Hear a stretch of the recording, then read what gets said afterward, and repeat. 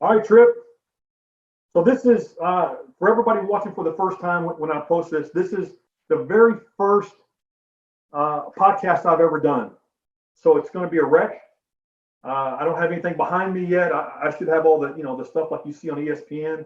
I'm going to introduce Tripp Keister here in just a second. But just so you know, we were just talking before this, and we were talking about our age, how we've gotten older. And I shared with him, I think that I used to think, Tripp, I'll say it again. I used to think when I looked at myself in the mirror that I looked pretty good, which means everybody else didn't think you always think that you're better looking than everybody else thinks. And now I see myself, I don't even look good anymore. I don't know what people think, man. Well, I think you look good, Craig. That's really all that matters, right? I appreciate it. And you think you look good, which is fine. I tell other people. Hey, man, we're going to talk. This is, there's no rhyme or reason to it. There's no time limit. We'll try to keep it around an hour, but it doesn't matter. I mean, that's the beauty of the podcast. Even better yet, I don't have to endorse any sponsors. Nobody's sponsoring me yet, so that's going to be good too. For any sponsors out there, I can't wait.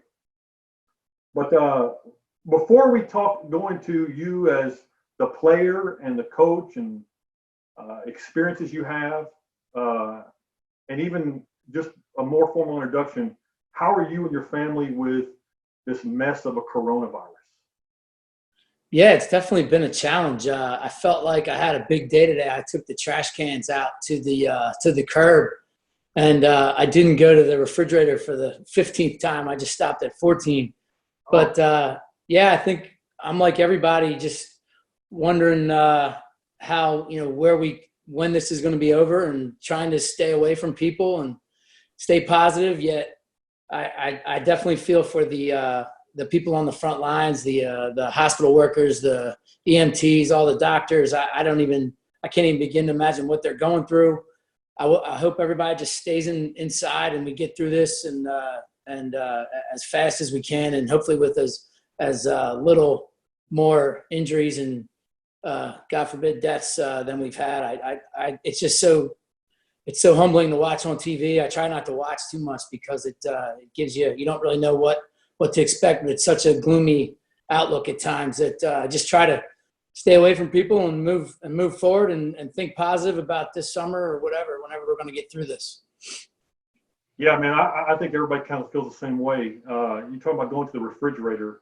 I actually went for a walk/run this morning and felt like I got fatter doing it. I mean, this thing's got me eating all the time, man. It's unbelievable. I've watched so much Netflix and I'm always hungry. I don't even know what else. I've tried to walk. I can't. I just can't stop eating. It's crazy. Yeah, it's brutal. But so for everybody who doesn't know Tripp yet, Tripp is a former teammate of mine with the Mets. He's one of my greatest friends on earth. He lives up in the Northeast, and of course, being in the professional world still, I don't get to see him very often, but I can go a long time without talking to you, and I can talk to you. I told my wife today, speaking to you, I feel like I haven't missed a day. But it's so Tripp it's an impressive career. You were a 4-year professional as a player. Mm-hmm. You went to University of Delaware as a player, and we're going to go into that just a little bit. And you had a 4-year career as an outfielder, all with the Mets. When that was over, you decided to go into coaching. I think you went to South Carolina first. Yep. Some assistant work there, and that went into either Delaware State or Wesley. Which one? Delaware State. Yep. I was the youngest Division I head coach in the country at 27. Delaware State and then Wesley. And I went to Delaware State, but then I scouted for like 4 years with the Padres. Yep. And I missed being on the field. I really enjoyed scouting, but I missed being on the field. So I wanted to get back into coaching, and I went back to a small Division III school and got my master's degree, and thought I was just going to be a college coach and administrator, till I retired. But I missed the pro game and missed being on the field around being back in pro baseball. So I got back in, and I've been in ever since. That's something to get back in after an absence like that. How did that happen, Tripp? How did you get back? And your first gig was with the Nationals, right? It is. I've kept this. I got drafted by the Mets and played 4 years, and then I had 4 years scouting with the Padres, and now I'm starting my 9th year with the Nationals. So I've been in pro baseball, 17 years, basically, in various different roles. Obviously, as a player, as a scout, and now in player development as a manager. But so I got in, got hired by a guy that we had actually played against. You would have pitched against him. He was with the Orioles. He's my boss now. His name's Doug Harris. He's our senior vice president in charge of scouting and player development. But he initially was our farm director when I got hired, and just kind of worked my way up. I started off in rookie ball in the Gulf Coast League and ran extended spring and paid my dues for doing that. That's a long day and a tough job, and one that's very rewarding when you're done. But it's a tough grind. And then kind of moved up, and I've been with Potomac now in the Carolina League. This will be my 6th or 7th year. It'll be my 7th year with them. Starting my 7th year whenever we get started. Brand new field, by the way, right? Yeah, it's going to be in Fredericksburg. So I said Potomac, but we're moving to Fredericksburg for a new stadium. So pretty exciting when this thing if we can get back to playing baseball. I know it's an exciting time for that area. So looking forward to that. Sweet, man. And I guess we have to say congratulations to World Series champions Washington Nationals. What some people might not understand, they see the players jumping up and down the field at the end, but that's an organizational treat, isn't it? It is, and I know you being such a Houston fan and everything. I know we beat the Astros, and that was it didn't really matter to me. I know it did matter to you. We just wanted to win, and yeah. I will say that I got a chance to bring my children to the World Series. The Nationals kind of got us all together at all the staff and employees and everybody at the home games. Now, obviously, as you know, we didn't win any of the home games, but it was great to be there. I watched Game 7 with my daughter, and that was a pretty great ride for us through the postseason, make it in the wild card, and the way that we won, coming from behind so late in all of the in the late innings of all our clinching games. That for us to win it the way we did was a testament to the way that the culture of our program and of our system has been run, and it was great to kind of cap it off with the World Series championship. That's for sure. Yeah, that's sweet. I have a theory. Whenever you see the players' reactions to winning a World Series, I tend to think that you see the guy who hits 230 for the year. He celebrates just as hard as Rendon did or Soto. So it's a team thing, and I think the excitement isn't just the win of that game or that series. It begins back in February and the off-season work and the grind and the hustle and all of it, and then you end up being the best team in the world. And I think that's a feeling, isn't it? It sure is. We won the championship in 2014 in the Carolina League, and we celebrated when we clinched to go to the playoffs. We celebrated in the first round of the playoffs, and then you celebrate when you finally win it. And those 3 celebrations, I have pictures. And if you look at those pictures, there's never a happier time. It doesn't matter, 1 through 25 guys on your team. Everybody had a part in it. Everybody. It's not a individual thing. It's a team thing. And if you ever, watch the way those celebrations are, it's a team. Joyous. It's a great experience. And if you've never had a chance to go through it, you can imagine as a fan, but as a player when you're a part of it, as a coach when you're a part of it, and you go through the ups and downs and the highs and lows of a season, and to cap it off with a championship, it's pretty special, no question. Yeah, that's awesome, man. Taking that into, let's talk about you as a player for a second. I think it's important. A lot of people who might tune in here are young players, young parents, people that are in high school or college or you select baseball. You weren't the prototypical outfield draft pick, were you? No, I wasn't. I was smaller, not a lot of power, and couldn't really throw. So you say, well, what the heck are you doing playing pro baseball? But one of the things that I always talk about with players now, and I talk about it, it's in any profession, is you need to be the best version of you. And so whatever you bring to the table, whatever your strengths are, you need to be that. And I think so many times as coaches or as players, we look at what we can't do. And everyone will tell you what you can't do as a person or as a player, especially what your weaknesses are. But usually if you do what you do well and get very good at that, it can take you a lot farther than you think. And for me, I kind of figured out that I needed to get on base. I needed to steal bases. I needed to play very good defense. I needed to run. When I had an opportunity to move runners or drive in runners, I needed to do that. I needed to, and when you get to pro baseball, there's a need for that guy. So sometimes your tools, you might play above the measurement of your tools, if you will, because if you grade out my tools, I don't know that I was very good. But if you wanted me if I was on your team, I think you wanted me up to bat in a spot where I was going to give you everything I had. Doesn't mean I was going to be successful all the time, but I was certainly going to do everything I could for the team to help us win a ball game that night. And so that's kind of the way that I approached it. Yeah, you did. I'm gonna embarrass you a little bit here. I looked at some numbers. So I don't know what year it was. You and I played together in '93. It was the year that they just converted me from a third baseman to a pitcher. Oh yeah, I remember. Yep.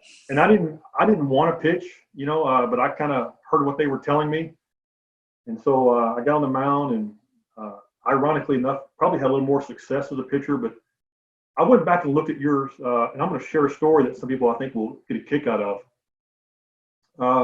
In your 4 years, I estimated, I don't know, do you know the number of steals that you had in 4 years if you based it on a 162 game season, a major league season? No, I don't. You averaged 37 steals a year. Wow. So 37 bags a year if you played every day of every game. That's pretty impressive. That's a lot of bags. Yeah, that's it's not like that anymore. That's for sure. People don't run like that anymore. No, I'm not sure I had 37 attempts.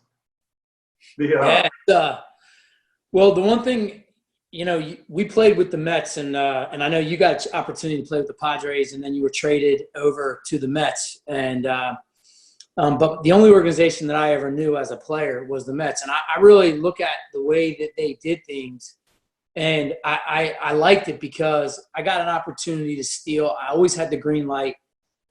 Did I get thrown out? Yes, but that's what kind of taught me when to go and when not to go. And I've tried to remember back as to the way that we did the base running. Mookie Wilson was very important in that, and Rich Miller was our outfield and base running instructor coordinator, and he always gave us the freedom to go. He gave our managers the freedom to let us go and let us run. And did we run into outs sometimes? Yes. But that's how you learn, really. You learn everything through adversity, not through your success. And when you learn how to go and when to go and when not to go and when to pick a pitch to go, I felt like that was the way that they did things and the way that they taught us and the way that we had a chance to fail at times was really taught me a lot, to tell you the truth. Yeah. You also had, in every single season you played, you had more walks than strikeouts. That's right. And, I was telling you, I think I talked to you earlier, I was saying that when I played, I didn't notice that about you. One year, in fact, that year in '93, when we were in A-ball with the Mets, you had 91 walks in just over 100 games. You almost had a walk a game. Well, it was great because if you remember that lineup we had Donnie White, who was one of the best players in the league, leading off. I hit second, had Brian Dahlback hitting third. All I had to do was basically Donnie would get on. I'd take a couple pitches and let him steal and then move him over. And Dauber would drive him in. And if you really look at it, that was kind of a good formula there. And then Dwight Robinson had a great year. He was an all-star in the league that year. And, kind of the makeup of our team was such that, Donnie would get on and cause havoc on the bases. And if I moved him over, Dauber would drive him in. So Dauber drove in a lot of runners for a long time in the big league. So I actually have I have some pictures here ready. When you hear, no, these are good. When you hear, let's see what we got I got some of you we're gonna talk about here in a minute. This guy's who you're talking about here. You see that? Yeah. Brian Dahlback. When he says Dauber, he's talking about Brian Dahlback, who played in the big leagues. My story, Brian Dahlback. I'll tell you a quick Brian Dahlback story. The first time I was just over with the Mets. I think this year I'd gone into pitch. We're out in the outfield. I didn't know Brian very well, and we're out there. We're shagging together during spring training, BP, and Brian, God bless him. He doesn't necessarily look like you're a guy that's just going to go in there and rake. And so I didn't know if he was a pitcher. I didn't know what he was. And he says, on first base. And earlier, about 30 minutes later, there's a guy hitting in the cage. I'm out there in right center.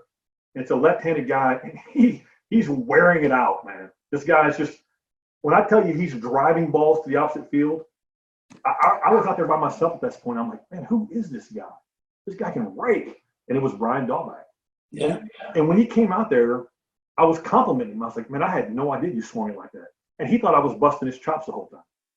He thought I was just like playing around with him. I said, no, I'm telling you, you can hit, man. He's like, get out of here. You're giving me a hard time. I'm like, no, I'm telling you, man.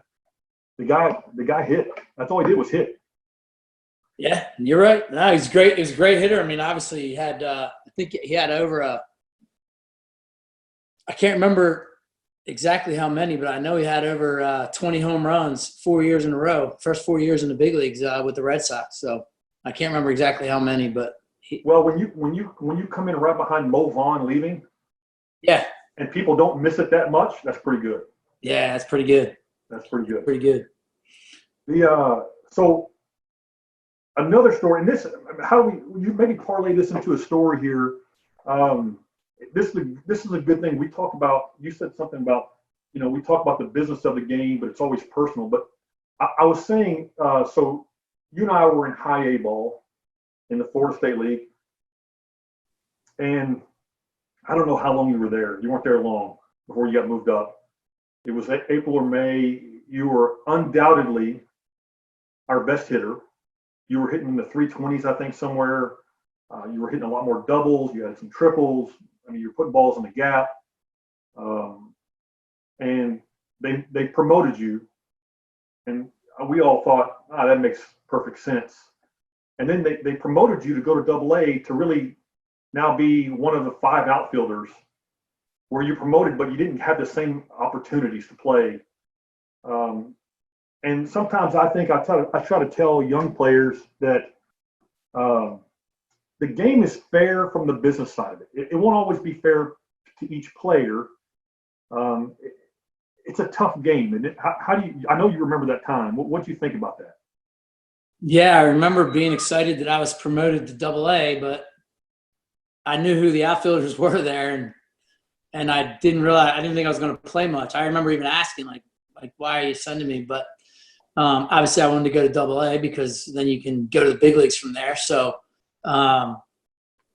yeah, it was a weird time because I felt very comfortable. I thought we were one of the best teams in the league. I do remember that we had a very cohesive bunch. If you remember, we all got along. We all just couldn't wait to get to the ballpark and compete that night. And I don't know that we had a great deal of so-called prospects, but man, we were playing great baseball for that, those first couple months.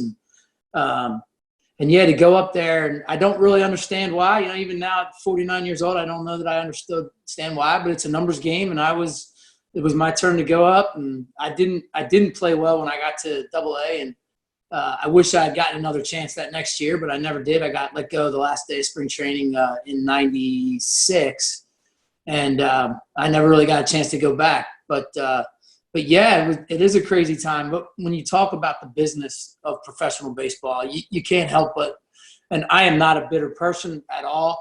I don't look at it as anyone's fault at all. Do I understand what happened? Not really, but that's okay. I'm all right. My life is fine, and I'm good. I do try to use that with my players because at the end of the day, you've got to prove yourself at every level. You really do. And until you recognize that nothing's going to be handed to you, I don't care whether you're the first pick in the draft or whether you're the last pick in the draft. You're gonna have to earn your promotions. You're gonna have to earn your ability to stay at each level. You really are, because it's at some point you've got to be able to help your team win. At some point, you've got to be able to help that big league club win. And everything that happened with us, Bull, with the Mets, we had some great players we played with. I mean, that team that we ended up, our team that we basically came up with, went to the World Series and lost to the Yankees in 2000. That's basically our whole team, if you think about it.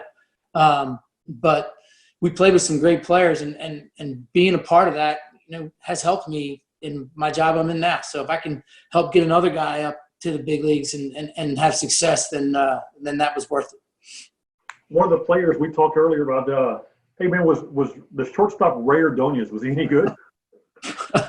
Well, I was pretty fortunate because I was playing center field or left field, and I got to stand behind him in batting practice because he was taking his ground balls in short. And then in the game, I got to watch him play. And I just am amazed. And I don't know that it's a shame his career was so short in the big leagues, because I don't know that people realize how great a defender he was. But he would do something every night that people on both teams would go, I've never seen anybody do that before. And the one play that sticks out to me about Ray Ordonez, and we were in West Palm Beach, we were playing the Expos in a Florida State League game. I'm sure you were there. I don't think you were pitching that night. It was at the end of the game, and it was kind of at that time when it was getting dark, but the lights hadn't taken over yet, and it was twilight, and you couldn't really see that well in the outfield. Well, I was DHing this night, and I remember it was a ball hit to center with a guy at second base and 2 outs in the ninth. And I could see the center fielder didn't see it. He kind of put his hands up and couldn't see it. And Ray recognized it from from shortstop, and he saw the center fielder not see it. He just ran out and caught the ball over his shoulder, saves the game. And I'm thinking, oh my God, he just basically from shortstop just ran out and caught a fly ball to center to save the game because our center fielder didn't see it. And, I just remember him doing things every night that you would marvel at. And I don't know if baseball really knows how great he was. I don't think they do. Well, it's hard to put the words on it. I remember, I'll tell you a story. I'm hitting fungos before the game one time. And he had just gotten there, and they were, he came with a lot of hype, right? Sure. Yeah, he was going to be the real deal. And next off, I remember, yeah, we were there together, yeah. We'll see. Everybody doubts everything, right? And yeah. We're going to test everybody. So and if you remember in spring training, he was just okay in spring training. He was kind of like, remember? You know who else I saw I think I was in this guy's first pro game that I said, he looks okay. I don't understand what the hype is. You know who I said that about? Derek Jeter. But anyway, yeah. He worked out. We can pick him, can't we? I did see him. Derek Jeter's first game, I saw him. I'm like, he's not that good. so Ray Ordonez, I'm hitting fungos before the game. I'm hitting, 30, 40 balls. And, I said, hey, 10 for a Coke, right? I'm going to hit you 10. I'm going to challenge you. I'm not going to tell you which way they're going. You field them. You collect all 10. I get you a drink. You catch them. You catch them all. You pay me. Okay. And so each one I was trying to, up the ante. And he gets 9 in a row. And I tell him, somebody had to translate it. I said, hey, look, you're going to earn this one, right? And he goes like this, like, come on, whatever. Hey, how hard can you hit a ground ball with a fungo? How many miles an hour? I mean, do you know? I mean, they don't have exit velocity on fungos usually. Yeah. Whatever I could hit it, that's how hard I hit it. Okay. I softballed it. I kind of came forward, I danced through it, and I swung with everything I had. Imagine this.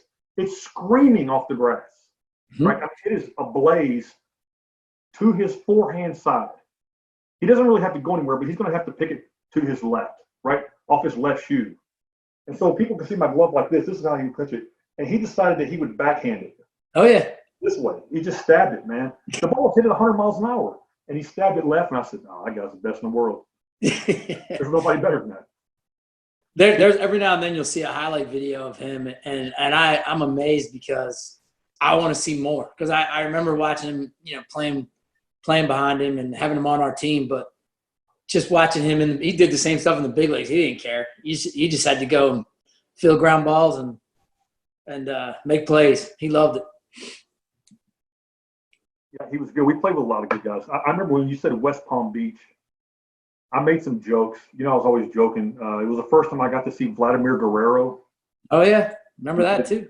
And some of the guys that had played with him before, he was in a league lower the year before. He was just coming up, he was young. And they're like, man, you got to see this guy swing the bat. And at that time, he was a teenager. Sure. Looked like 6'3", 6'4". It looked like he weighed about $175. Yeah. He was real skinny. And I'm thinking, this guy's got power. Unreal. Yeah. And he hits everything. And I made a joke. I did like a Bull Durham joke. I was like, he ain't seen my fastball. You know, we'll see what comes up. And sure enough, I face him late in the game. I think it's a 1-1 pitch. I throw it probably 6, 7, 8 inches outside, and he line drived it off the center field wall for a double. I thought, wow, he's different. Yeah. He's different. No, it's fun when you see that. I mean, as players, I think we recognized special tools when you saw them. You know, you can always pick the guys out. They're easy to pick out, some of them. But I think as coaches now, you definitely, you know, you have to get those tools. There's got to be a tool. There's got to be a reason why a guy's where he is and how he can be successful. And sometimes you have to let those tools come out. You have to free the mind up and let those tools come out. You know, Ray was just exceptional. He didn't need anything other than just get him to the game on time. He was going to be great. Same with Vladimir Guerrero. Sometimes guys, you have to get them out of their own way, whether it be physically, mentally. But yeah, having those stories about great players and recognizing what made them successful helps me in my job now. And I'm sure with you doing some coaching that you've done too. I mean, I'm sure you recognize those type of kids, and they are special. But you still have to kind of enrich them and encourage them and nourish them along the way. You're coaching now. What year did you were manager of the year? 2014. 13 and 14, yes. Both years. So, what when you went into as a manager, and so for people who don't know, a lot of people just call them coaches. In football, you have a manager, and then you have assistant coaches. You have a hitting coach, a fielding coach. In the minors, it's usually a 3 coaching staff. So, is managing pro ball, Tripp, everything you thought, or was it? I mean, how big of the learning curve was it for you? That's a great question. And to any parents and young players or players that are listening, I think what you don't understand about professional baseball is the game that you guys watch is kind of the end of the day for us. We get there and there's a base line of work that needs to be done before the game. And that's really everywhere. The wins and losses in the minor leagues don't really matter. Of course, when they're playing and you keep in score, it does matter to everyone involved. So to say that it doesn't matter, that's not really. But to the organization, they want to develop championship players. And what I mean by that is you can develop guys that get to the big leagues, but okay, then you just develop a bunch of guys that get to the big leagues. But let's develop a bunch of guys and a bunch of players that get to the big leagues to win a championship. And that is what has been our goal with the Nationals. And obviously last year it came to fruition, but that's really what we try to do from a player development standpoint. And I'll give you an example. If a guy makes a bad play on the bases, let's say, and he's thrown out trying to stretch a double, thrown out at third, and it's a bad play. And all the fans know it's a bad play. And we know it's a bad play. But guess what? That player made a bad play. He learns from it. Maybe it cost us a ball game that night. But what happens is he learns from it. We address it, and he doesn't make that mistake in DC. He doesn't make that mistake in the big leagues when it really matters, when it costs money, when everything's on the line. And that's the important part of the coaching part that I really like. I really like taking a guy, seeing what he does well, affecting him, his work habits, affecting him, how he plays the game, how he approaches the game, and doing that every day, showing up to the ballpark every day, trying to get that guy to be the best player he can be. Because when he leaves my team, the team, I shouldn't say my team, it's not my team, the team that I'm managing, he needs to have everything in his toolbox to succeed at the next level. Because they're going to ask, hey, why aren't you doing this? Well, I don't know that. Well, that's on me. That's on me. If those players don't have everything that they need to succeed at the next level, that's on me. And guess what? I'm pretty thorough. I want those guys to go and be successful. I want those guys to hit the lottery, man. Go to the big leagues and have everything that you dreamed of, because that's where I get my excitement. Well, that leads to another question. When you talk about preparation for the big leagues, obviously we're in a time where data is valuable. It's a valuable commodity to have. Absolutely. So we're playing into the shifts, and we know everything about every player and how often their pulse. We almost know at this point. That's hard to access though, isn't it? In the minors, I mean, can you get that data? You can't get that. Sure. Data. Oh, sure. We have access to as much as we want, or as little as we want. I mean, there's some, and I think, first of all, numbers tell a story, but they don't tell the story, in my opinion. And I love having all kinds of ways to help a player. And sometimes you can give a guy numbers, and you can give a guy video, and you can give a guy data, and it can really be helpful. And there's sometimes that it'll get to a guy and he doesn't understand, or you haven't explained it well, or he just doesn't want to know. He just wants to know percentages of, hey, this pitcher throws his fastball 70% of the time, throws his changeup 20% of the time, and throws his breaking ball 10% of the time. They just want to know that. And there's other times that guys want to know, they want to know more. They want to know, how hard is his fastball? What's his, all those things that we have, and I can't even get into it right now about all the stuff we have. But I actually love where we are because you never have more information than we've had right now. We've never had more. Now, how you use that information is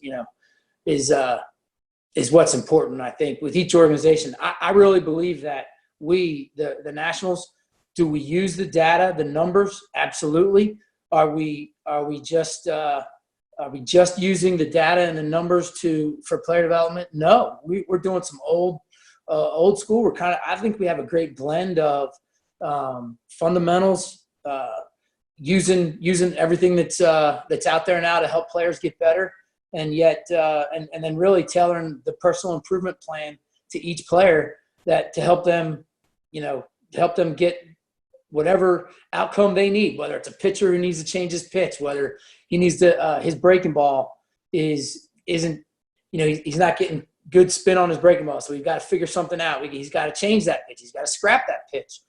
There's so much out there right now to help players that it's actually a fun time to be in this business. But you better make sure that you know what you're talking about. You better know how to use it, or the game's just going to leave you behind. How many ejections are you getting a year? What are you running at that? Well, I think put it this way. I think the players need to know that the manager has their back. Yeah. I think they always need to know that the manager is in this fight with them. And if something ever needs to be said, or you need to stick up for your players, or you need to make sure that your players are someone's fighting for them and you're in their corner, I think you need to do that. Now, I never start a game looking to get thrown out of the game. I will tell you that. But I'm not sometimes you have to do that thing. That's all. I'm guessing, I have no data to support this. I'm guessing probably 3.5 years your average. I don't know. That's probably one a month. A little more. Hey, I saw this picture. Oh no. This is a good picture. You see that, right? Oh, okay, yeah. I'm gonna tell you what I get out of this picture here. I guess you're coaching third there. I am. And I see the helmet, which makes me think of the changes of the game. I saw a game the other day I was watching with this coronavirus. I watched Game 7. Jack Morris throwing his 10 innings. Yeah, I did too. I saw that. I don't know what year that was, 92 maybe. Right. But I was just watching the game again, and I was watching Coach Third. The guy just has a hat, like we did back in the day. And it looks silly now with just a hat. You start seeing the changes. Being in both eras, where now we have a game where you can't rip a catcher up, you can't really take a guy out of second. Do you feel you're more old school, or are you adapting to the new school? Well, they've taken the breaking up the double play and the play at the plate.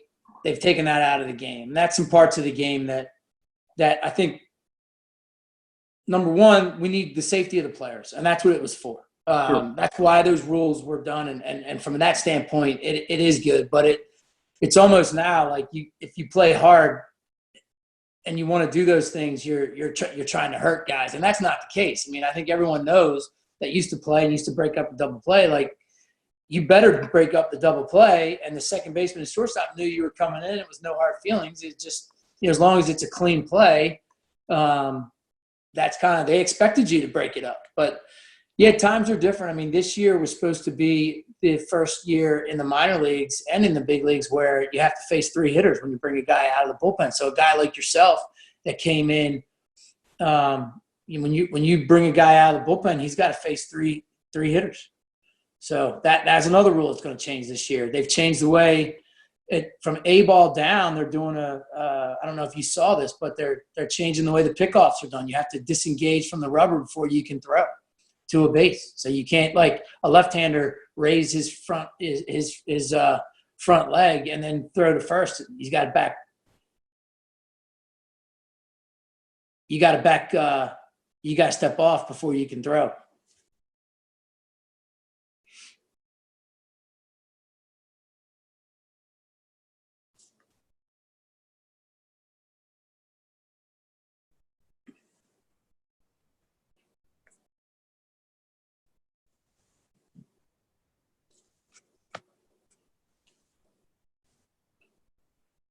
Illusion.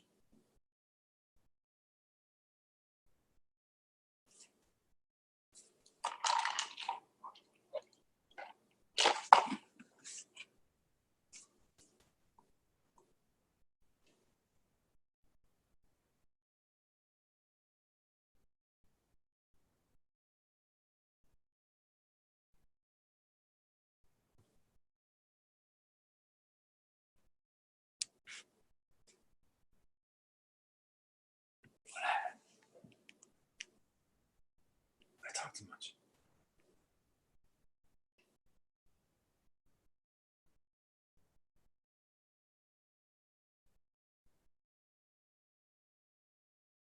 All right, you there? Are we back?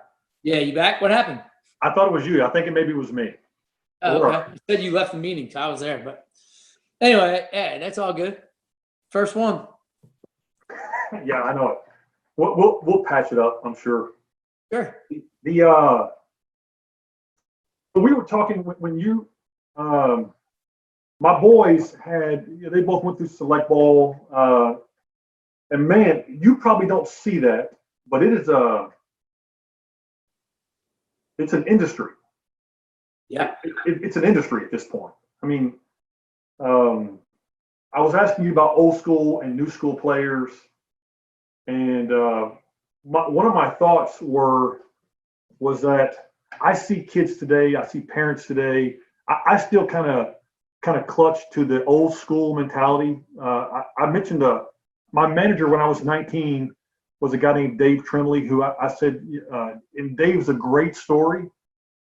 He came up as a college coach, and was a really, really good manager. He was especially good for someone who was 19 years old. And he taught me how to really be a professional. And he was real hard on us. And he had a lot of rules, like he wasn't into the eyewash thing at all. I mean, put your batting gloves all the way in they weren't to hang out. If any play was at a base, you had to go in sliding. Any non-hustling, just none of that was tolerated. I watch kids today, they home run, they bat flip. And a lot of people say, well, it's no big deal. And I guess in the grand scheme of things, it's not. Having success, you had success as a youth, I had success as a youth. You get into pro ball, and you said something earlier when we were talking privately about the stress of the game. You mentioned how, maybe you didn't recognize it. We didn't recognize it while we were in it, but how stressful the game was. And it's because it's really hard. I mean, the competition is so severe. What would you tell these young guys? Granted, I mean, I think the goal is to have fun as a kid. Just play the game, have fun. Sure. It gets real serious once you become a pro, and even a college player. But what could you share about work ethic? About not getting bigger than the game. There's a lot there. It's funny. I feel like we've made such great strides with athletes coming forward about, whether it be anxiety and all the stress and, and pressure that they're under. I mean, if you have an internet connection, you can watch every sport anywhere in the world. You can, every game. I remember, when we were kids, there'd be one game on the Saturday night baseball or Saturday afternoon game of the week. And that, but now every game is on all the time. So everything you do is, with social media, with the way the news is now, the news cycle is on Twitter. I mean, it's tough to, you're under a lot of pressure. You make a mistake and it's on, by the end of the game, you're already all over social media or all over the news. So the way that I try to approach that now is, number one, you can't think in anything that you do. You can't think about the outcome. You just have to do it. And you have to become. So one of the things that we talk about all the time is you can't practice until you get it right. You have to practice it so that you can't get it wrong. So that you do something over and over again where, look, it's going to be second nature. So when you get up to the big leagues and you make a pitch and that guy hits a ground ball to first base, it's second nature for the pitcher to go over and cover first. And that's something that you as a fan don't think about, but it's something that we as coaches and as you being a former pitcher, hey man, that's something that's ingrained in you. You need to get over and cover first. You need to back up bases. You need to, anything, guy at first base late in the game, outfielders, you need to play no double so that guy doesn't score from first. Things that you need to ingrain in them, and it's all organizational based. So whatever is important to our manager in the big leagues is something that is important to us, and what our organization values and things like that. So, and that could change from organization to organization, from coach to coach. But to answer your question, I think it starts out as a love affair with the game. You enjoy playing the game, so you keep wanting to play it at the highest level. I think that's what happened with you. That's what happened with me. I hope that's what's happening with our sons, and with other people's kids. Yeah. And then what happens is you get to a point where, wait a minute, now everybody here is really good. So now what's going to separate me? How am I going to get to this next level? How am I going to conquer this level to get to this level? Because at some point, guess what? There's no more levels to conquer. You get to the big leagues and you're a successful player and you go play. Or the game kind of tells you that, okay, you've reached the level where you can't play here anymore, and we're going to have to either make a change with you, or you're going to have to stop playing. So it's kind of, the game usually tells everyone when you're done. So it's funny how that works, but it does. We had and I think people, if you're a local kid in Houston, or you're a local kid in Delaware or in Virginia, wherever you're at, sometimes there's no way that a young player can have the insight of what kind of talent is out there. You can hear about the Dominican Republic or Japan, but you really don't understand what's coming over there. I remember when I got drafted, we went to a mini camp, a 2-week mini camp, that all the draft picks to get accommodated and sure. cultured in. One of the first guys I met, they sent us over to Gonzaga University, so we're up in Spokane, Washington. Yeah, okay. And I meet this guy. I don't know. I think he was the 10th round pick. Big fella, big first baseman, big Harmon Killebrewish looking kid, right? Okay. Big, just rounded off shoulders. And he asked me, he introduces himself to me. I'm meeting. This is the first time I've ever seen or spoken to the guy. And his first question after shaking hands with me was, "Hey, can you hit?" And I was like, "Yeah. Can you hit?" And he says, No, I'm MASH. That's what he said. And I thought, who is this guy? You know, who says that? And so the next day we're in BP and we're in the same group and he's sitting right in front of me. And he did not lie. He crushed baseballs, man. It was one of the first times that I saw people hitting the ball like I was hitting the ball as an amateur. I mean, he was hitting bombs, you know, and I was like, wow, this guy. Well, one thing that has changed though, Bull, is with the advent of all the travel teams and the tournaments, is you get a chance. The kids at a younger age are playing against the best competition in the country all the time. They're seeing it. That's and true. They're facing velocity. They're facing the best hitters. They're watching the best hitters, and that has really changed the skill level from players. Is, in my opinion, especially at the amateur level, is very high. And now, do we have to refine that? It's not just about doing baseball either. It's about playing baseball. You know, if it's not going to see how hard you throw for 2 innings at the carnival. You know, just to light up the radar gun. Can you pitch and can you get guys out? You know. Because it's not just see how hard you throw today and then you don't pitch again for next week. Guess what? You're going to pitch again in 5 days, and then you're going to pitch again, and then you're going to pitch again. And so that part of the game, you know, and obviously it also lends itself to, I think, strength and conditioning, all the nutrition and all the ways that you can get better, you know, out of season, flexibility, strength conditioning, all the ways that you have, all the knowledge that you have out there to help guys get better for their season is incredible. It really is, and that in and of itself has changed the game. Guys are stronger, they're better athletes.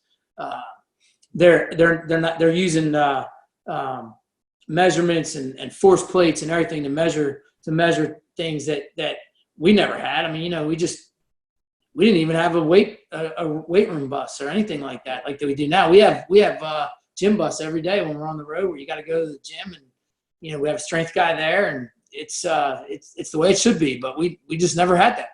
Is it still it's still a winning business, isn't it? Yes, sir. We're in the business of winning a baseball game. There's nothing like it. Well, you told me something off camera, that even with youth, that sometimes I think these kids are maybe not taught that winning is what you should be trying to do. I mean, you know, and I know they say, you know, you'll have a parent say, well, I just want to make sure my kid has a good time. Yeah, winning is fun. I never had a bad time winning. And right. You want to play fair. You want to teach integrity. Mm-hmm. You should teach to win. Don't you agree with that? I do. I mean, obviously, I don't want you to pitch a 14-year-old kid 140 pitches just to try to win. But I think when you set out to win a baseball game, there's a lot of things that you can do to help your team that doesn't involve getting a hit. And I think people forget that. You know, you can make a great base running play. You can drive a run in with a sac fly. You can move a runner up. All kinds of things that I think if you're in a travel tournament that isn't as, you know, you just want to go get a hit.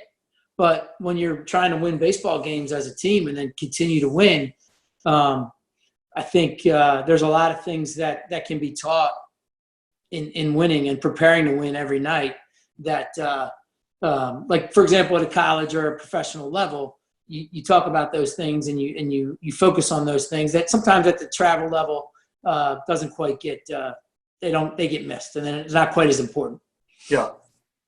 When you look at a player going into Pro Bowl, okay, me being 48 years old now, if somebody would have asked me at 30, because I came out of high school, I had signed with Texas A&M and ended up getting drafted, you know, in the 7th round, and I went.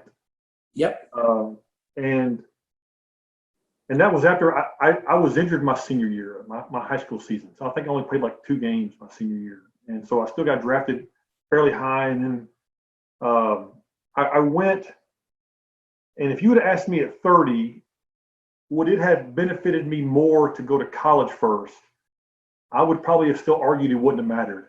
At 48, I'm a total opposite of that now. I would say that I think I would have undoubtedly benefited more by going my 3 years at Texas A&M or whatever college you go to, and getting that competition, a little bit higher competition, adjusting to the game, Do you think that holds merit now, or do you see that the college and high school player don't have much difference? Well, I get this question a lot, and obviously I went to college and played in college, but now I work in professional baseball. So I think it's all depending on the kid, and it's all an individual thing. I mean, is it a financial decision? Is it a decision where, look, my son is not going to be able to live on his own, or my son's ready to go play pro baseball. There's so many different factors that I think we do a great job in pro baseball developing players. I do. I think we do a really good job developing pitching. We do a really good job taking care of your son. The days of just the ex-player rolling out the balls and just letting them play, that's gone. Doesn't happen anymore. And there's some organizations doing some great things with development, and there's some colleges doing great things too. So there's a lot of smart people out there and developing baseball players. So I don't really know. I don't have an answer either way, but I think it's all personal preference. That was you, buddy.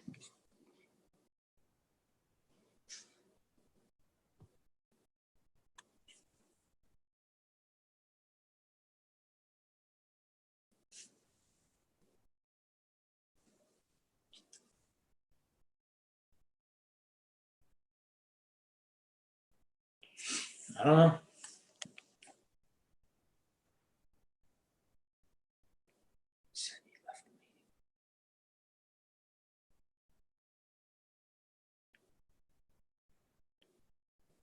Let's go. We're back. It's been saying you left the meeting. Is that what yours mindset? No, you're fine. I thought it was yours, but for some reason, is your internet bumping you off or something? It is. Yeah, it's the second time it's done it, so it's on me. But when I come back, it jumps back in and it's recording right away. So I'm hoping that when we see it, it just cruises through. Okay, cool. So you were saying it depends on the player, and I think I agree with that, because if you look at the Derek Jeters and the Chipper Jones and the Nolan Ryans and the Vladimir Guerreros, all these guys who didn't go to college, it worked out pretty good. And, I think that's on a per player basis. Yeah. No question. I mean, it's there's not a blanket statement, but I've also seen a lot of high school kids that come out and they're physically ready to perform, and then I've seen some high school kids that they get drafted and signed. You're like, whoa, man, you're gonna have to lift and get stronger. I mean, there's men playing baseball and pro baseball now. There's a bunch of guys trying to get to the same place, and you got to be ready. When you sign a pro contract, you need to be ready to go. Yeah, man. So if you had to bumper sticker your advice for a new pro player, what would you put? What would you bumper sticker? Not that fits on a bumper sticker. What would you tell him? Be ready to work. And this is a 24/7, 365 job. I mean, you don't just happen to get to the big leagues. You earn it. You work for it. I definitely think that you need to take ownership in your development. It's not a coach's deal. It's not a organization's deal. It's your personal. Take ownership in how am I getting better? What am I doing to get better? It's a holistic approach. I mean, nutrition, get your rest, lifting, running, conditioning, skill development. It needs to be the first thing that you'd think about, on how I'm going to get to the big leagues. Obviously, you can be a family person. Don't get me wrong. You can be a great husband and a great father and a great son, but if you're going to play in the big leagues and you want to get to the big leagues, you need to work for it. And you've got to take ownership. There's a lot of people in our organization there to help you, but you need to take ownership.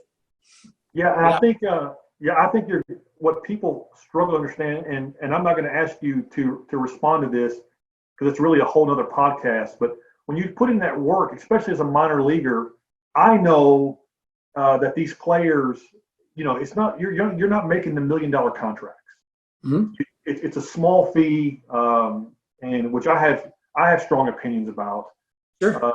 But you're not going there for the money in the early going, because it's just there's not money in it. You're getting paid, of course, but back as a player, and that unfortunately that scale hadn't changed a whole lot. You got to really want it. You have to, and I think that's probably pretty good advice. I think for some it's hard to put that into play, because it comes off sometimes as a little cliche when you hear you have to work. But really, man, it's a different world. There's no doubt about it. No question. What are the challenges, man, of you're now managing in the minors? We know how hard it is to get there as a player in the big leagues. Is it equally as hard as a manager? What has to happen? Yeah, it is. It's the one thing that of course, do I want to go to the big leagues as a coach or as a manager? Of course. I mean, I do. That's why I've been in this business for a while, but that doesn't drive me every day. And I try not to think about it. I always have felt that you work hard, people recognize that you work hard, and they say, hey man, we need to get this guy to, move him up. Or I think things happen for you because other people recognize your value and what you're good at, and they move you accordingly. So, but my day, every day, is to make sure that, well, first off, to make sure that we have a great culture in our organization, in our locker room. And that starts with me. Do we have fun? Yes. Are we silly? No. It's a work environment. It's a fun environment. We're coming to win a baseball game today and get better. And I always have a great staff. I felt like we have a hitting coach, we have a pitching coach, we have a strength coach, we have a trainer. Most times I have a fourth coach, which is like we kind of call him an extra coach, where he helps out, throws batting practice. Usually it's a catching guy, so he works with the catchers. But it doesn't have to always be a catching guy. It can be another position as well. So, and that's what's important to me, is making sure that the environment that our players are coming to every day is ready to work, ready to get these guys better. Yeah. And all the other stuff, I try not to think about it. I love being at the ballpark every day and getting to play a baseball game and being the third base coach and the manager. And I love that, but I don't have a timetable, or I don't think about where I'm headed. I love my job, and I love the guys that I kind of have ended up doing it with, and I just go from there. Well, I know you'll be happy if it happens, and I'll tell you, I'll be very proud if I can see you there, man. Yeah, I appreciate it. I will. I mean, don't get me wrong, man. I have goals too, but my goals are secondary to what the other players' goals are, if you think about it. Right. Who's the most? This is going to be hard to answer, but I want you to, even if it's the first one that comes to your mind. Okay. You've had to have a lot of players and coaches and staff and people who have had impacts on your growth. Who's one that's one of the ones that really sticks out to you? Who had an impact on you that you tell stories about? Yeah, I've thought about that a lot, and I've had a chance to stay with and go back and say thank you to some people. Bill Latham is a coach that we had in our organization. Rich Miller with the Mets, and these people. Veda Pinson was very instrumental in me as a player. And when I got released from professional baseball, I went to college. By the way, Tripp, did Veda Pinson did he ever have a season where he had some extra base hits? Oh my gosh! I mean, to look at the fact that he's not in the Hall of Fame is unbelievable. It's crazy. I think when you're and to know the kind of human being that he is. First off, he's a Hall of Fame human being. And then to know what kind of player he was, and it's incredible. It is, but yeah. So how kind was that guy? He's the nicest person. It's funny when you're a fan, you think of players as what you see on TV, and then when you get to know people, and there's sometimes that you meet people you don't really like the person that they are, that you loved as a kid, and then you meet someone that you didn't know was such a, number one, a great player, and number two, just a great human being. Al Jackson was another one that both pretty instrumental in both of our development as players. But yeah, and then I was fortunate. I got to coach at the University of South Carolina with a guy. When I got let go from pro baseball, I went right to the SEC and got to coach with a guy named Ray Tanner. who is a Hall of Fame coach. He won 2 national championships. I learned from like the best guy in college. But I'm saying these names because I'm leading to the guy who's without question made an impact on my life as a person, just as a player and as a coach, is a guy named Ron Washington, who's with the Mets. And he's just a tremendous person to me. Influence. There he is. I see a picture of him. He's a great person first, and he really was very impactful. I think sometimes people lose sight of the value of a good manager or a good coach. It's worth sharing a story. You already know this. I'll try to sum it up. Years ago, I was going to open this baseball academy, and I was gonna open the doors, this ribbon cutting ceremony, if you would, with this massive camp. Mike Jackson helped me with it, who pitched 20-something years in the major leagues. Sure. I think he holds the record for most games. By a pitcher, most appearances. Gerald Young, and there were others. And I thought I would ask Wash to come be a keynote speaker. And I didn't, because he was the current manager of the Texas Rangers. Sure. I said, hey, Wash, can you come just say a few words? And he agreed to do it. And we come down there, and we had like 100 kids show up in this camp. And not one time did Wash and I discuss money. And I don't even know what the going rate was for a current major league manager. There's 30 in the world, and one of them are out there with the kids at shortstop. Because he didn't do a keynote. He was teaching about angles. He was giving them angles about, and it was so awesome to hear. As a matter of fact, at one point, I saw some kids not paying attention to Wash. As he was out there teaching, they were looking off, and I couldn't believe it. So I go there and I go, hey, fellas, there's 30 major league managers in the world. One of them is right here. And Wash said, yeah, that's right. You don't see Lou Pinella's ass out here, do you? And so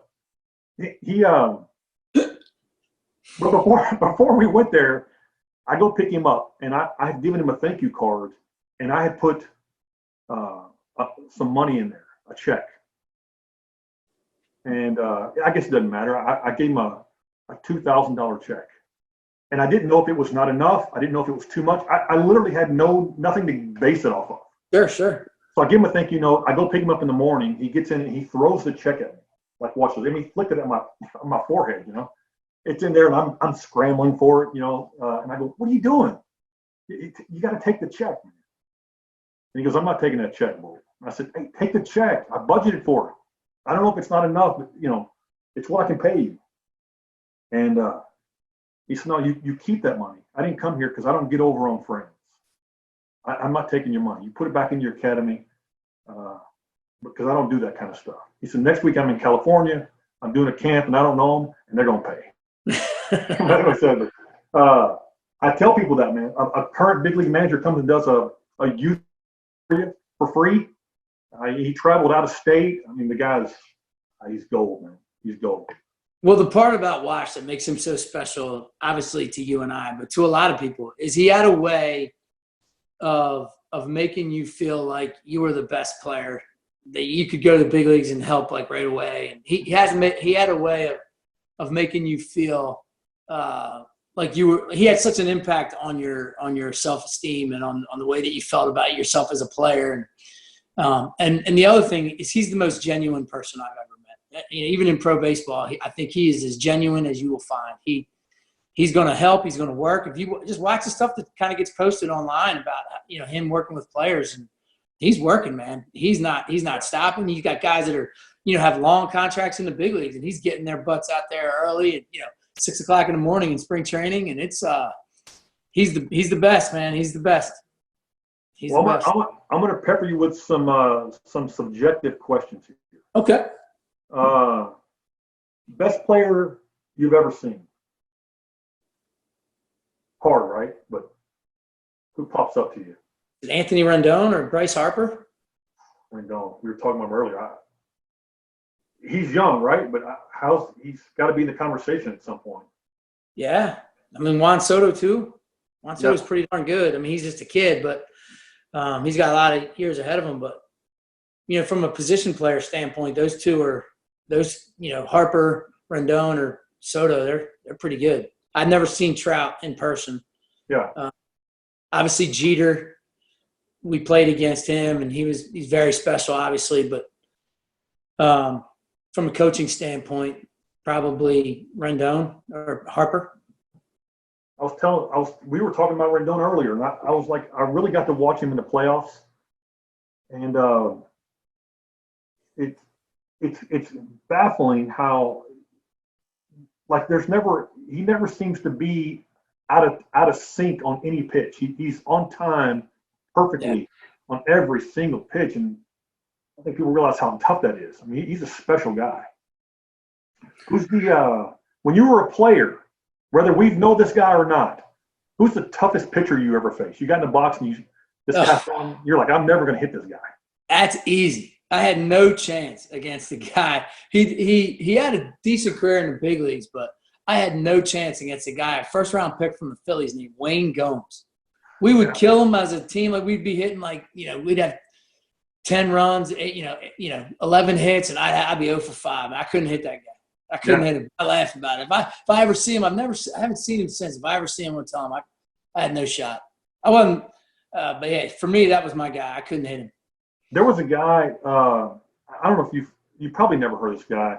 It was the year I was drafted with the Padres. The first round pick for the Padres year was a guy named Rob Beckett.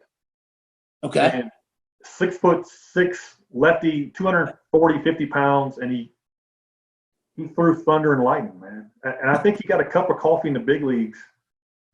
He had some control issues, and we were roommates in rookie ball. So I only faced him in camp, and when we're facing him, and he'd strike me out. I remember one time he throws a pitch on the black with movement. It had to be 98, 97 miles an hour. And he's the kind of guy, if you fouled the ball off, it almost knocked the bat out of your hand. It was so heavy. Yeah. And I told him, we went to the room that night, and I was like, hey, I'll never, ever get a base hit off you. It's just not going to happen. It's never going to happen. Not with that attitude. No, I can't do it. And by the way, I told him there's no need in changing speeds. Just throw it down save your pitch count. Right.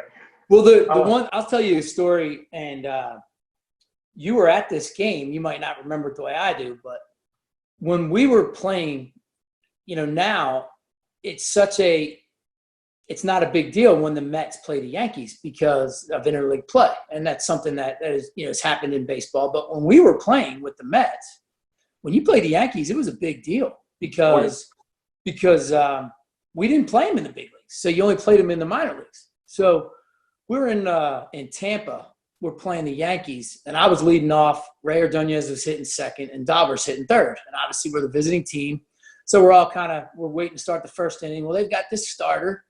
They had a starting pitcher. You might remember. Some of your listeners might remember a guy named Mariano Rivera. And I don't know if you've ever heard of him, but he was a starter then, trying to get some innings. And if you remember, Mariano was kind of slightly built and kind of had an easy delivery, and it looked like there wasn't much coming out. So I remember watching him warm up, and I always took the first pitch of the game. Just something I believed in, just, see a pitch. And because if I swing and I'm making out, then I've only seen one pitch. Nobody's seen any pitches. The pitcher hasn't even gotten into the game. What are we doing? So I always took the first pitch. So I looked at Dauber and Ray, and of course Ray didn't understand English much. And I said, hey, man, he grooves this thing, I'm going to lace his ass. So I'm like, he doesn't look like he has much. So if he grooves it, I'm going to lace his ass. So I remember the first pitch of the game, I'm gearing up. And, he throws that ball that naturally cuts. And I go to gear up, and I swear it, hits me in the thumb. And it barely gets out of, the circle part of the home plate area. It's foul. And I look back. Ordonez was laughing at me. Dauber was laughing at me. And I'm thinking, oh, my God, I got no shot against this guy. And looking back, not many left-handers did, or not many anybody did, but especially left-handers. I mean, that ball just chased you. you'd be in the batter's box and you'd swing and you could pull off and it would still chase you. So I don't feel so bad now, but at the time I was pretty humbled. Oh, it'll humble you on it. I remember I had a story in spring training hitting off Andy Bennis. Remember Yeah, Andy Bennis? sure. He threw 3 pitches. I'm in the cage, and he throws 3 pitches and broke 3 bats. And I'm like, I'm not getting back in there. What's the point? Yeah. At this point, I only brought 2 out to the field, and I'm going through everybody else's lumber. Nobody else wants to let you use your bat. No, just you guys go ahead. I'll go hit So off. yeah, Mariano Rivera is probably the answer to. I guess he should be the answer to the one that best player I ever played against or whatever. Because I mean, he's a unanimous Hall of Famer for crying out loud. But Did you ever have to face Isringhausen?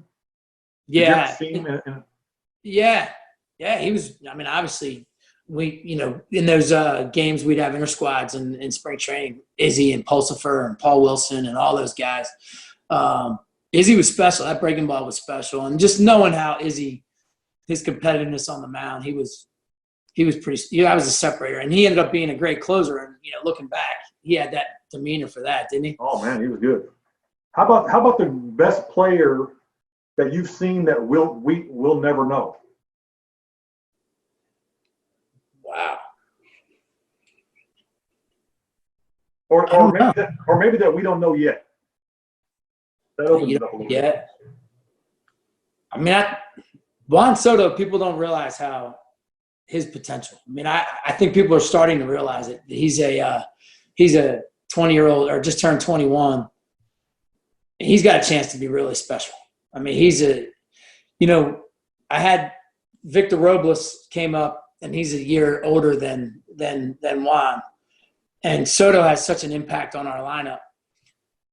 And Victor can do anything to win a baseball game, but Juan is so special offensively, and his plate discipline is his strike zone awareness and recognition is unbelievable. I know you probably being a Houston fan don't appreciate him the way I do, but man, he's a special hitter and a young player, and he's going to be. I mean, I hope he stays healthy, and I think he's a guy that the baseball, everyone in baseball will know about him. He's going to be a household name. Yeah.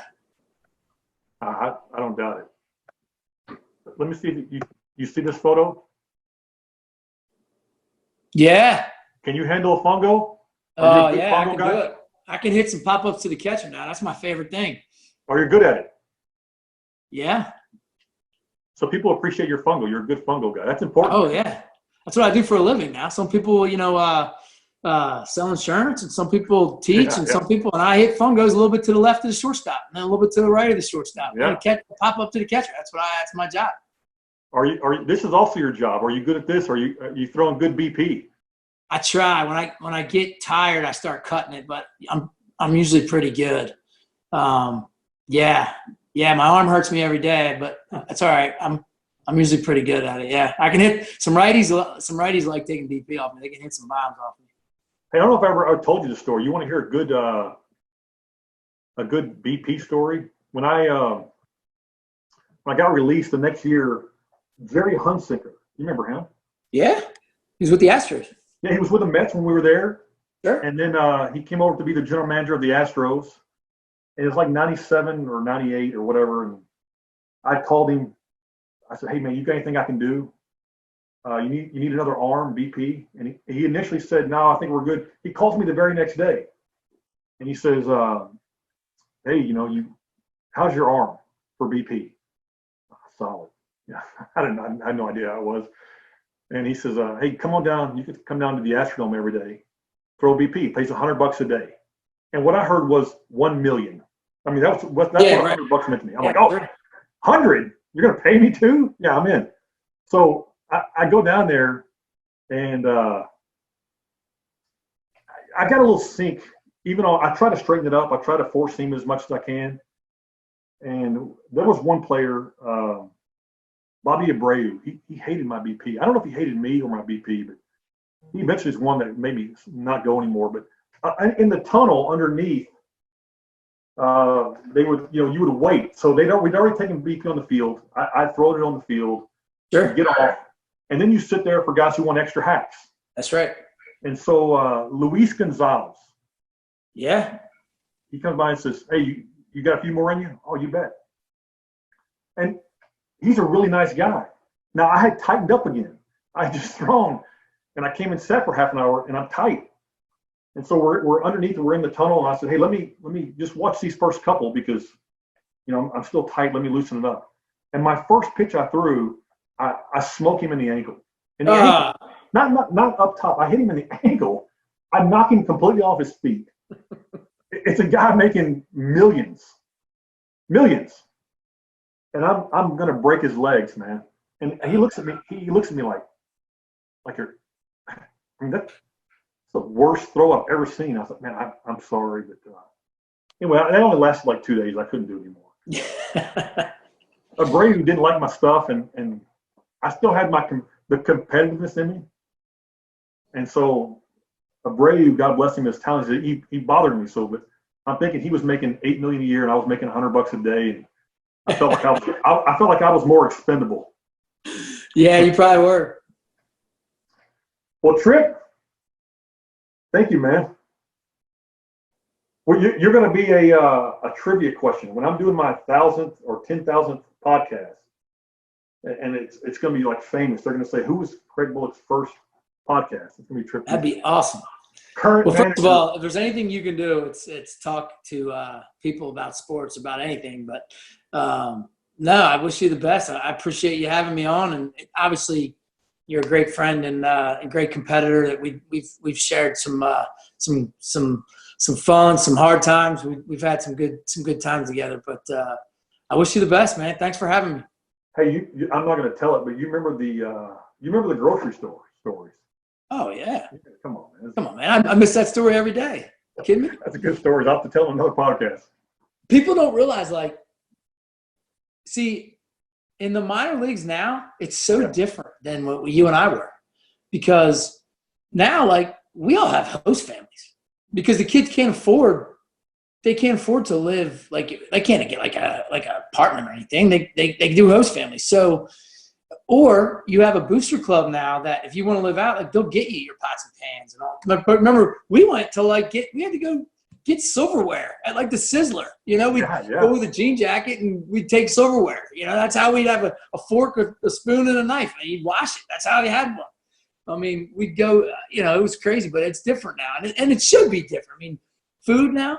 We have a great nutrition program where you have a pregame meal and a postgame meal just for the guys. It's unbelievable. You basically have to get breakfast, and if you really come to the park as soon as you wake up, we have stuff there for you too. It's unbelievable. So yeah, and I mean, we played during a time of no cell phones. When you weren't with your family, you weren't with your family for months. You know? I can remember Sunday was like the day. Remember Sunday was the day you got called home. Calling cards. I still remember the calling cards or collect calls. Right. The big deal. Hey, how about now with cable? The big deal now. Heck, you don't even need cable. You just have an internet connection. You can watch Netflix, $12 or whatever. Watch on your phone if you want. When we were on there, you had to bring a big case of CDs. Remember that? Oh. I will say it's a lot better. So, for example, our bus trips, we have satellite TV, we have internet. So it's kind of nice, man. So the guys, they always have internet. They can do. Now you get all the guys on there doing internet stuff. It gets tough, but for the most part, you can movies and if nobody brought a VHS movie in our buses and we were it was man, he was boring. He had nothing. But well, you mentioned Bill Latham earlier. You know what you watched on Bill Latham's bus, right? You remember? Yeah, he's going to hear this. We're both Facebook friends with him. He Andy Griffith. Yeah. Andy Griffith, remember? He loved that show. Oh yeah. Shout out to you, Bill Latham, for Andy Griffith. He loved that show. Yeah, it's better. I mean, the accommodations are, I think there's a lot of talk about improving the situation for all the minor league players. So but I know the Nationals we do a really, really good job of making sure everyone's fed properly, especially when you have so many Latin players, man. They need, some of the food, they need food, the rice and chicken and beans, and we need to make sure that they're taken care of and eating properly. not going to the eating fast food for 5 months, because you can't be at your best if you're going to eat terribly for 5 months. You just can't. You're a wonderful friend. You're one of the best people I know and a true professional, man. Thank you, brother. I think you're always going to land on your feet, but I wish you the very best. Thank you, Bull. All right, buddy. Been a pleasure, man. I'll talk to you Thanks for soon. having me. Take care. Okay. Bye-bye.